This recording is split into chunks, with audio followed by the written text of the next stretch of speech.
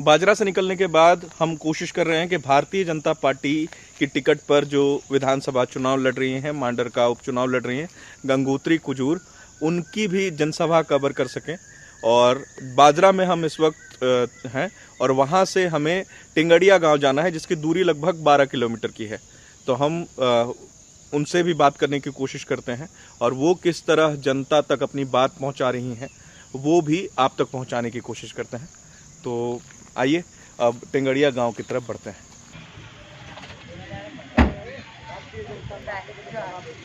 Bharatiya Janata party जिंदाबाद, Bharatiya Janata party जिंदाबाद, जिंदाबाद जिंदाबाद, गंगोत्री कुजूर जिंदाबाद, जिंदाबाद जिंदाबाद, गंगोत्री कुजूर जिंदाबाद, जिंदाबाद जिंदाबाद।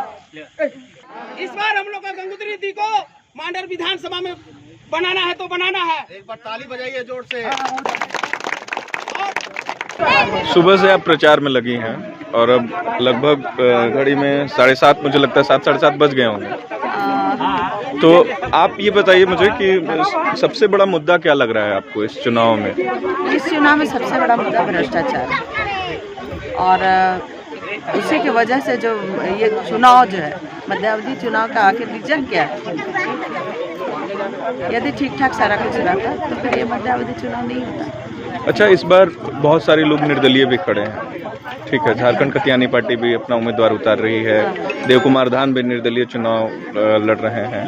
पहले भी चुनौती रही है, कितनी बड़ी चुनौती मानती हैं आप इन लोगों को? अपने अपने क्षेत्र में अपने अंदाज से जो कार्य होता है और जो रेगुलर होता है, देखिए यहाँ समस्याएं अनंत है, लेकिन उनके बीच जाकर के उनकी समस्याओं का निदान करना।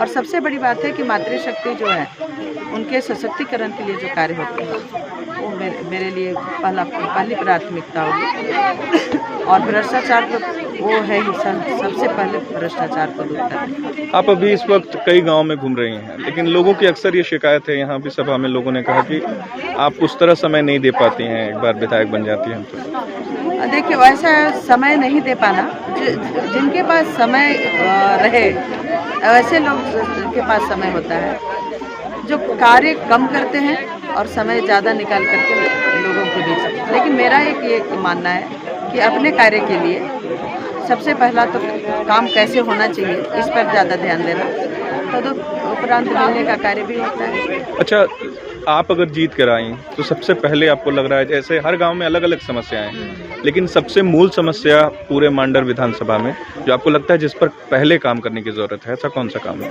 सबसे पहले जो है, मैंने कहा कि भ्रष्टाचार को हटाना, वो सबसे बड़ा कारण होता है कि अवरुद्ध करता है विकास को। और यदि भ्रष्टाचार ना हो तो प्रत्येक गली गली में जो कार्य होने हैं वो हो जाएंगे, स्वतः हो जाएंगे।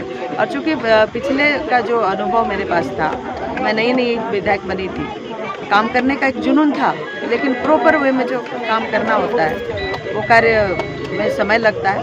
और लेकिन आप देखेंगे कि पूरे इस तौर पर अगर लोग बोलते हैं कि काम नहीं हुआ, तो सड़क की जाल अगर दूसरे विधानसभा क्षेत्र के हिसाब से आप देखेंगे तो इसका जो एरिया है वो काफ़ी बड़ा है। आप तुरंत 1 घंटे में यहाँ से अगर जाना हो तो आपको लगभग, अभी तो सड़क अच्छी बन गई है तो 1.5 घंटा का समय आपको बेड़ों से लेकर चांदों तक जाने में लगता है। इसी तरह एक जो पूरा राउंड हम अगर ये करते हैं तो कम से कम 60 किलोमीटर से ऊपर का एक ये बनता है। तो उसी में टफ जॉब है काम करने का, लेकिन फिर भी हमने उस चुनौती को स्वीकार किया और लोगों के बीच जो भी कार्य हो उनके सुख दुख में जाना, उनसे मिलना। मैं कभी अपने घर पे बैठती नहीं। रांची में यदि मैं नहीं मिली, इसका मतलब है कि मैं क्षेत्र में हूँ, और क्षेत्र के अंदर नहीं मिली तो कहीं बाहर जैसे दिल्ली वगैरह का ये होता है तो मैं वहाँ।